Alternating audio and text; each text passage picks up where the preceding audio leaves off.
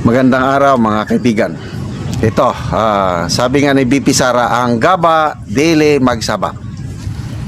Bigyan natin ng reaction, opinion ngayon itong payag ng isang ICC judge, si Judge Luz Carranza.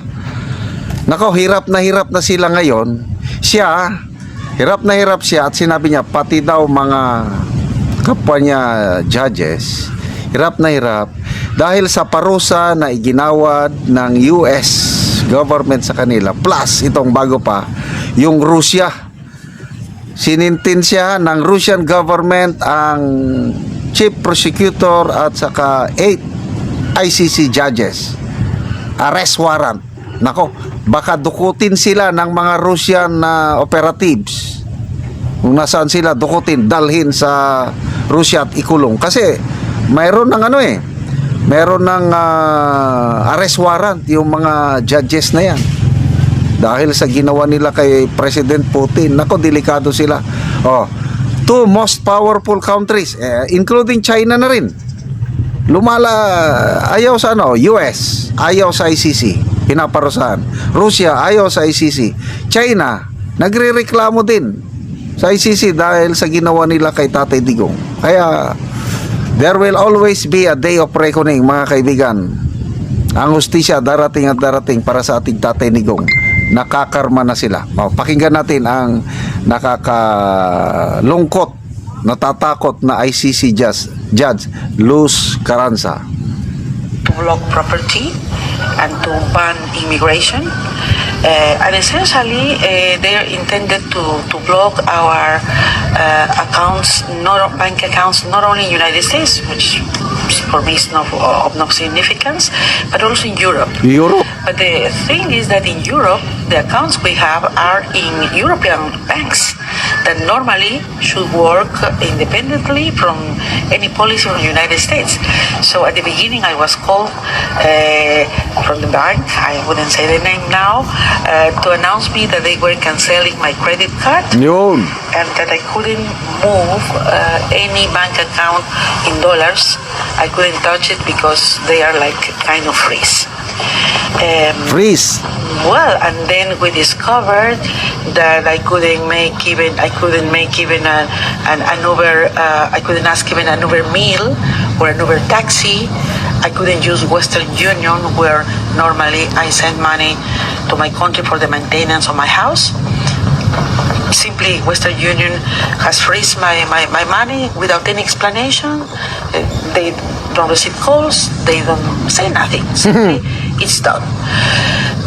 But the most interesting thing or terrible thing here is that the sanctions are not only against us, the judges, for our job, but against our families. In my case, they affected also my daughter's visa.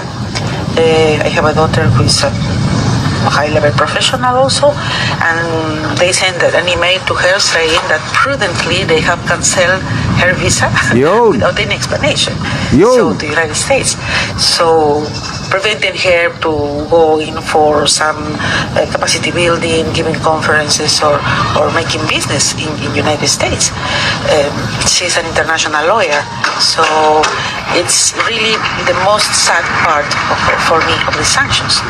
And also I have heard from my colleagues that the sanctions have affected their husbands, their wives, their children, etc. So this is the worst part. For me, I don't have I come from Peru in Latin America, and we are not so used to have these digital accounts. I don't have PayPal, I don't have Amazon accounts, but my colleagues, they have, and they now cannot use their accounts. Also in my country, I cannot move my accounts in dollars.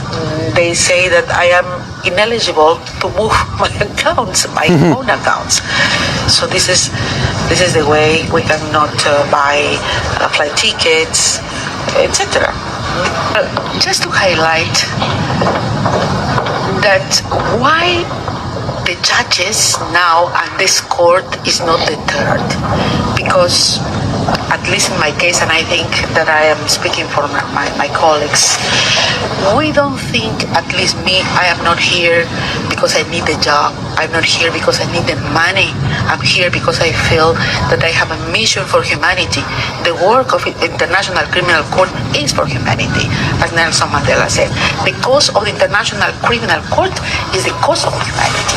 And this is why we are resilient, and this is why we need not only to stand together as judges, but the entire international community needs to do that. Because as such, we are working also, as always, for peace and global security. But still, I am Latin American, still I am Peruvian.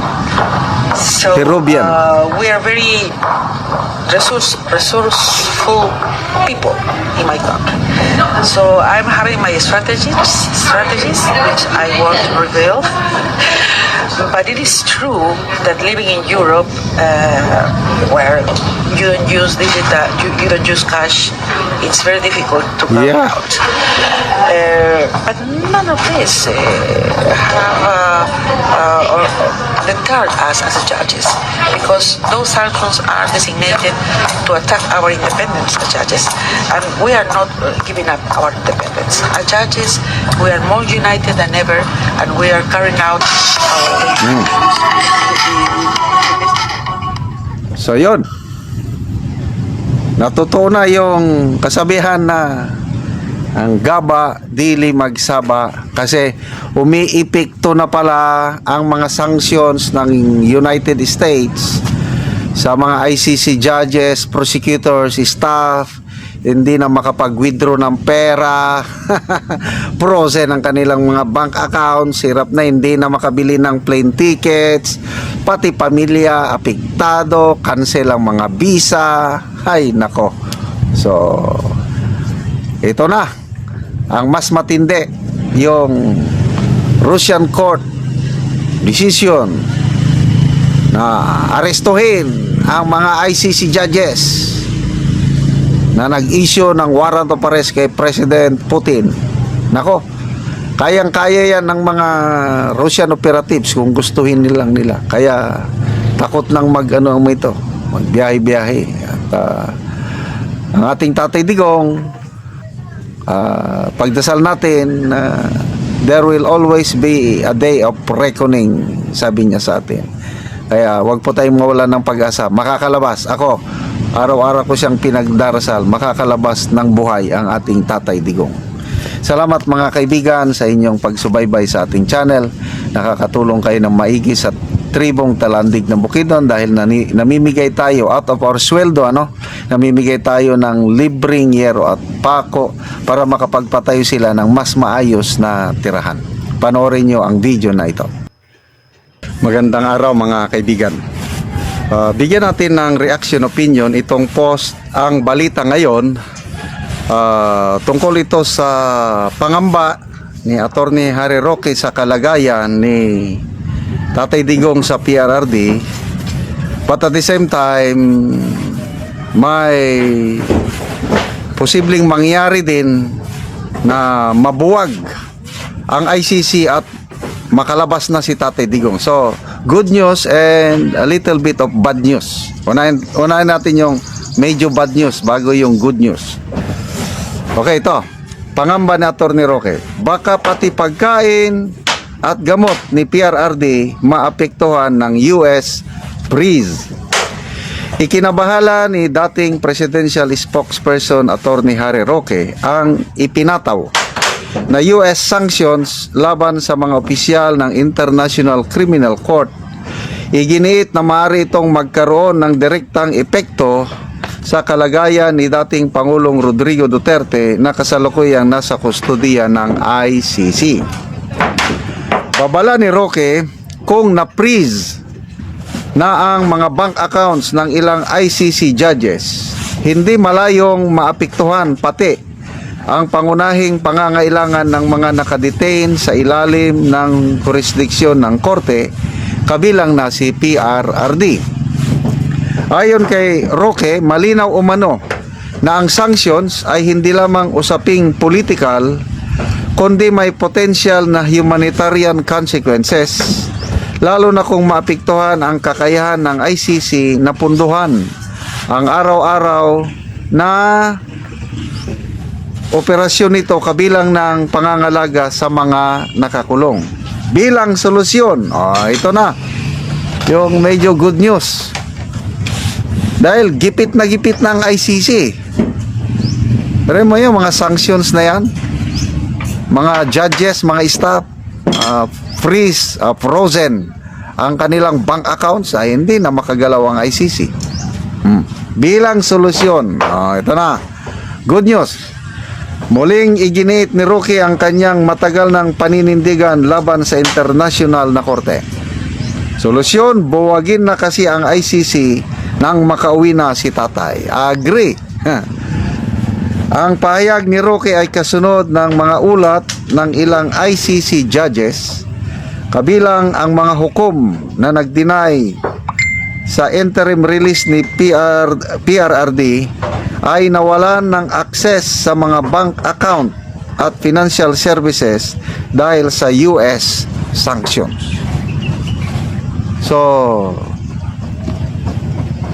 both positive and negative effect ito kay PRRD.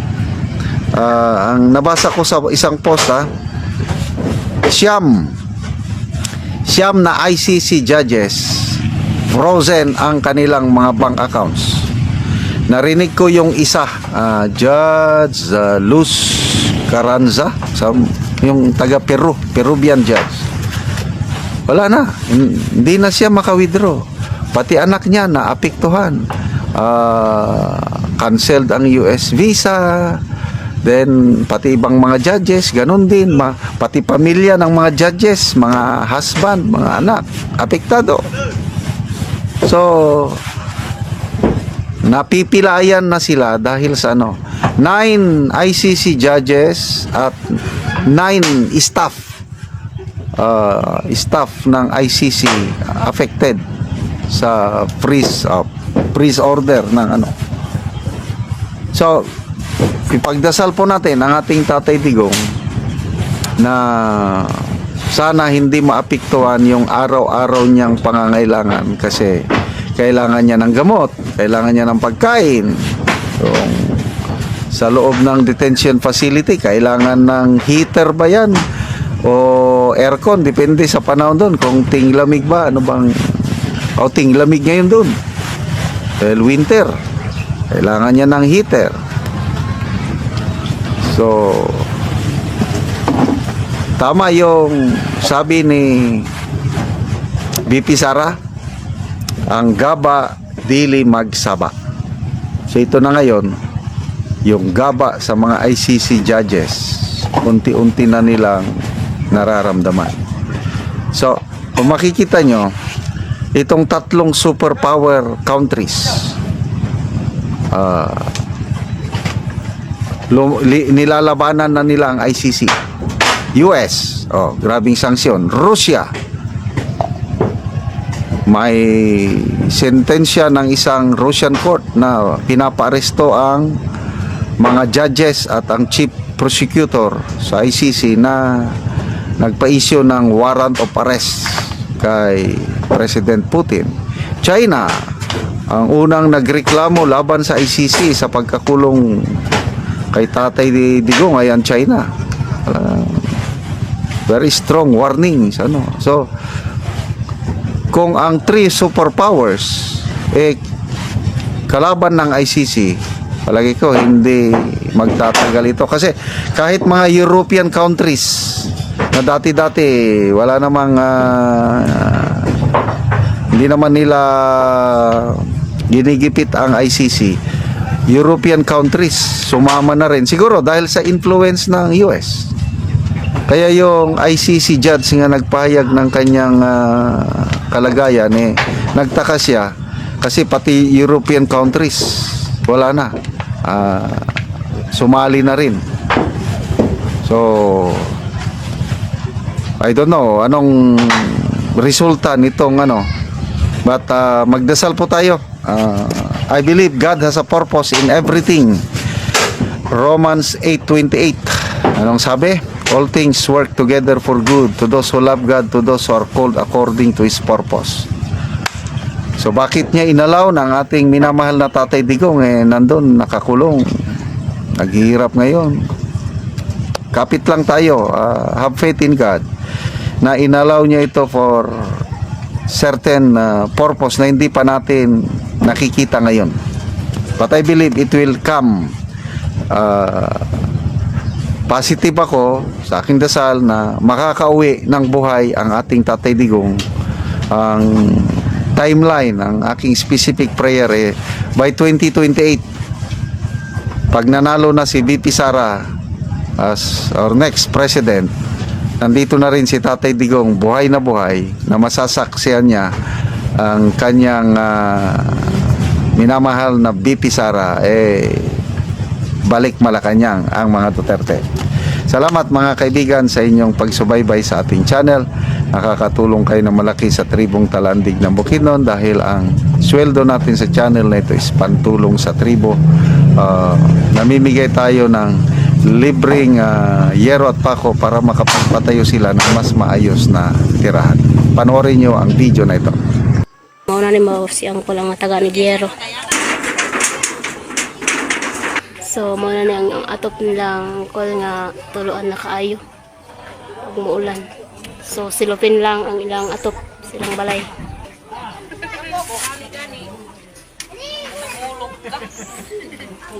So dito silang sulod, so dito sapahan na lang Delikado ka tayo, bay.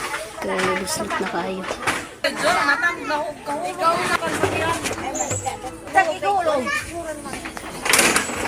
So si ante unang ilang kahimtang. So ante an sa imong masulti nga matagaan ka Giero. Nalamat na gid ko kay natabangan ko kay among atop na matupan na gyud. So trapa lang ang inyong atop. Gyud ang among atop. So pila na ni katuig ante? Lima na gyud ni katuig. So Sa una na narabaho na lang ko kay napuno-una ko trabaho. Nakaron wala na gid ko na kay nayon kay tungod na nahulog na gid ko sa katak. so si ante Nay kaya og para muso. So si ante Salamat na lang gid ko kay dako gid nga salamat nga hinabangan ko so na kay anak te. na aduha. So unsay grado ante? Para naay grade 6 o grade 3 kay nakaron wala nang ginauman kay nami nga minyo na. So si ante na siya mga anak, so dili pagid kayo katarong og kalakaw si ante tungod kay nahulog sa sasakyanan tungod sa iyang pagpaningkamot. So nagpasalamat siya nga natagaan sa Giero o makaatop siya. Salamat sa pagtan-aw sa video kay nalamat gid ko nga dako gid salamat kay ginagid ko.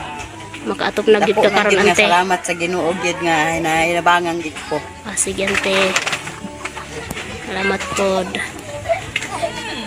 So mo nang kahimtang ni